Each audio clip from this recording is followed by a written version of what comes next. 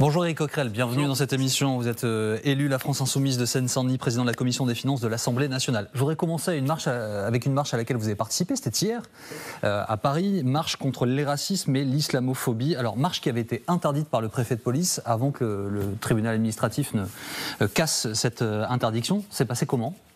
Bien, parfaitement, pacifiquement, comme chaque année, parce que c'est une marche qui se déroule chaque année, voilà, sans donner aucune raison à cette interdiction scandaleuse. Alors pourquoi est-ce que cela a été interdit ? Parce que, en fait, c'est une manie de plus en plus importante prise par l'exécutif depuis quelque temps et le pouvoir, qui est d'interdire, de judiciariser les opposants politiques, d'interdire les rassemblements. Donc ça commence à être un vrai problème. Je vous rappelle quand même que la liberté d'expression, c'est quand même un des socles de la République. Bon, dès lors que vous le mettez à mal pour des prétextes... Chacun voit bien que c'est des prétextes. Là, cette marche était sur, soi-disant, des possibilités de troubles à l'ordre public. Chaque année, elle se déroule, et chaque année, elle se déroule pacifiquement, comme hier. Ou alors de supposer que, parce que je suppose, dans les racismes dénoncés, il y avait l'islamophobie, c'était forcément quelque chose qui était enclin à faire de l'antisémitisme, qui est assez grave comme soupçon. Donc, il faut arrêter avec ça. Est-ce que cette pression du pouvoir, vous l'incluez dans ce que dénonce Rima Hassan ? Alors, elle est numéro 7 sur la liste des européennes de votre parti. Elle sera entendue par la police le 30 avril pour apologie du terrorisme en raison de propos qu'elle a tenus sur les réseaux sociaux. On ne va pas détailler l'ensemble des propos, mais en gros, elle dénonce le sort de la population palestinienne dans des mots que chacun peut utiliser, mais elle commence son message par « de la rivière à la mer », ce qui est un slogan utilisé par les deux camps extrémistes pour dire on ne veut plus de l'autre camp, donc par les Israéliens ultra-orthodoxes pour dénoncer les Palestiniens et inversement. Elle dénonce une pression politique qui vise à compromettre sa liberté d'expression. Écoutez, il y a Rima Hassan, puis il y en a d'autres. Il y a Anas Kazib, il y a beaucoup de gens qui sont en train d'être accusés pour apologie du terrorisme. Bon, c'est extrêmement grave. Parce qu'en réalité, derrière ça, c'est quoi ? C'est l'idée que, alors même que la France prend on va dire des positions de plus en plus correctes sur la question du conflit, y compris avec la reconnaissance de l'État de Palestine votée à l'ONU.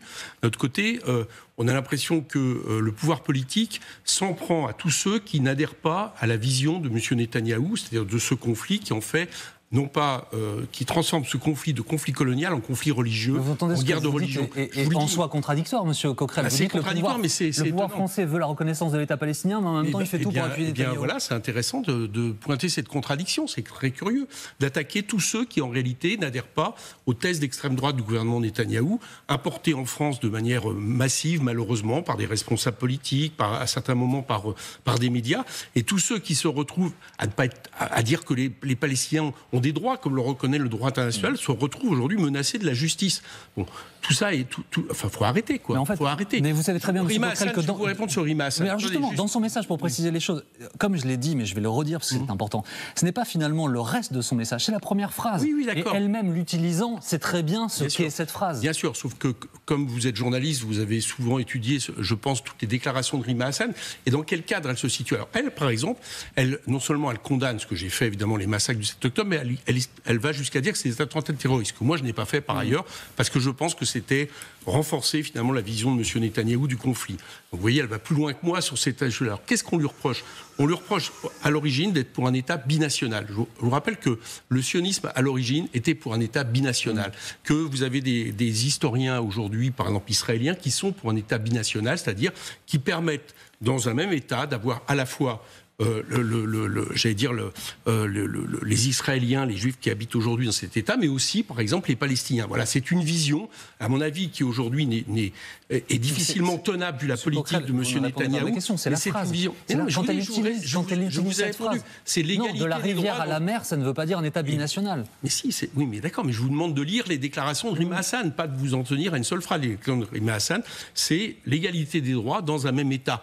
Bon, malheureusement, je crains qu'avec la politique de M. Netanyahou, ça soit quelque chose qui soit impossible, raison pour lesquelles, et d'ailleurs pour lesquelles elle aussi, elle défend la question des deux États, c'est-à-dire avec la reconnaissance d'un État israélien, mais qui était aussi contenue dans sa proposition initiale, qui a le droit à des frontières sûres, mais qui a reconnaissance aussi d'un État palestinien, tel que les résolutions de l'ONU le permettent, tel que le droit international le veut, et ce qui nous donne quand même plus de force dans ces revendications. Et pour être complet, vous l'avez dit vous-même, je le précise, la France a voté pour l'État palestinien, et l'ambassadeur français était convoqué. Oui, mais n'empêche cette extrême droitisation du paysage politique, avec un bon front raciste quand même. Je vais vous dire, je pense qu'il y a un bon front raciste derrière ça. Parce qu'il y a l'idée qu'en réalité, nos adversaires sont les musulmans, sont ceux qui dénoncent l'islamophobie. Mais qui dit ça? Vous entendez pas cette espèce de petit bruit.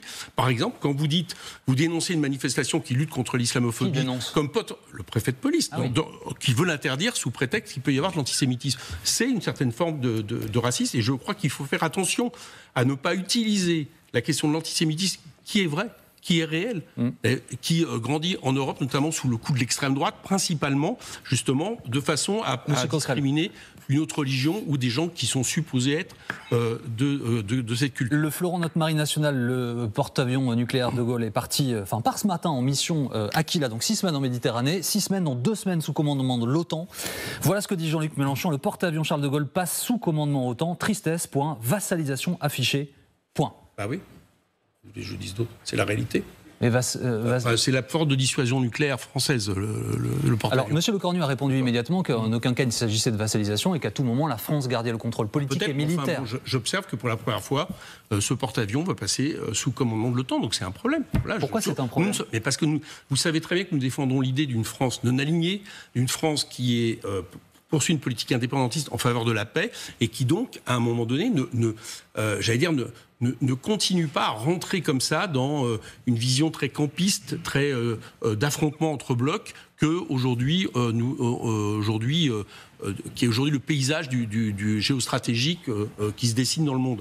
Donc nous pensons que la France ne doit pas faire ça. C'est ce qui d'ailleurs fait en sorte que la voix de la France puisse être écoutée pour la paix, ce que je trouve malheureusement utilisé de manière trop rare, c'est de faire en sorte d'arrêter de mettre, on a mis le bras, on met le bras, maintenant on met tout le corps sous l'utilisation de la flotte du Charles de Gaulle dans le cadre de cette opération, c'est justement de la dissuasion. La dissuasion, c'est pour éviter la guerre. Mais la dissuasion, c'est pour éviter la guerre, mais la dissuasion, elle est sous contrôle de la France. Elle n'a pas rentré, vous savez, comme cette proposition incroyable à un moment du chef de l'État, de proposer que nos dissuasions soient désormais au service de l'Union européenne, voire sous contrôle de l'Union européenne. C'est absolument délirant. La dissuasion, elle doit être sous contrôle de la nation qui l'utilise, c'est-à-dire de la France, et non pas, comme ça, transférée à des pouvoirs, d'ailleurs, sur lesquels nous n'avons aujourd'hui pas de prise. Donc, là, si on a prise, pardonnez-moi, mais sur l'utilisation de l'utilisation de notre porte-avions, nous avons pris. Vous pensez qu'on a réellement une prise aujourd'hui sur l'OTAN? Vous pensez vraiment que c'est la France aujourd'hui qui dicte la politique de l'OTAN? Je vous parle de l'utilisation de Charles de Gaulle dans cette opération, nous avons prise. Eh bien, c'est bien pour ça que nous considérons que le Charles de Gaulle ne doit pas rentrer dans ce genre de cadre. Autre information qui concerne votre parti. Alors, selon Libération, ce dimanche, vous avez dû lire ça, un sondage commandé par les équipes de François Ruffin explique, donc c'est un sondage Cluster 17, qu'il réunirait 29% des voix au premier tour, passerait donc le premier tour pour se qualifier au second tour. Dans le même scénario, Jean-Luc Mélenchon arriverait avec 11 points de moins. Est-ce que c'est François Ruffin le candidat de la gauche pour l'avenir? Alors je vais vous dire, moi je refuse de m'inscrire pour l'instant sur 2027. Voilà, pour l'instant on est dans un moment, notamment avec les élections européennes, où si on veut avoir une chance qu'il y ait un candidat de gauche qui est en deuxième tour en 2027 et qui gagne, ça ne peut être que sur un programme de rupture. Ça part mal, parce que là vous partez en ordre dispersé. Je vous dis, ça ne peut être que... Moi je regarde ça d'abord, je ne regarde pas qui nous représente. Je l'ai déjà dit, je pense que le plus efficace reste Jean-Luc Mélenchon pour le représenter. Mais en tout cas, il y a une première base, c'est un programme de rupture, une stratégie qui était celle d'un rassemblement sur un programme de rupture, c'est la NUPES. Et pour que ça ait des chances un peu de fonctionner, il vaut mieux que la liste de Manon Aubry ait le résultat le plus important possible. Pourquoi? Parce que c'est la seule liste qui continue à se maintenir sur le programme de la NUPES et sur la stratégie de la NUPES. Je ne crois pas que le retour aux années Hollande que figure, on va dire quelque part, la liste de M. Glucksmann, soit la solution pour ça et la solution pour battre l'extrême droite. C'est comme ça que je regarde, on verra bien après qui cette liste Place Publique soutenue par le PS, puisque vous y faites allusion, elle arrive en tête, en tout cas devant vous, des listes de gauche, vous en tirez quoi comme conséquence? Tout est fait pour, tout est fait pour, notamment en incitant une partie de l'électorat de M. Macron à aller vers M. Glucksmann, tout est fait pour en mettant M. Glucksmann très en avant. Est-ce que c'est toujours la faute des autres, de manière, on a vu disproportionnée par rapport, en théorie, au score qui était celui de ces dernières élections. Quand je vois, par exemple, que certains médias organisent des débats entre M. Glucksmann et M. Bardella, alors que le résultat de M. Glucksmann aux dernières élections européennes ou du Parti socialiste au présidentiel ne justifie pas d'être autant mis en avant. Je pense que c'est un peu le candidat de gauche du système, on va dire. C'est-à-dire celui qui est préféré, qui nous remettrait sur les années Hollande. Moi, je dis aux électeurs, si vous avez adoré les années Hollande, si vous avez adoré le fait de nous donner M. Macron, alors vous votez pour M. Mais est-ce que c'est toujours la faute des autres? Est-ce que c'est toujours la faute du système? Je vous dis pas. Est-ce que vous-même, vous ne participez pas du système? En faisant quoi?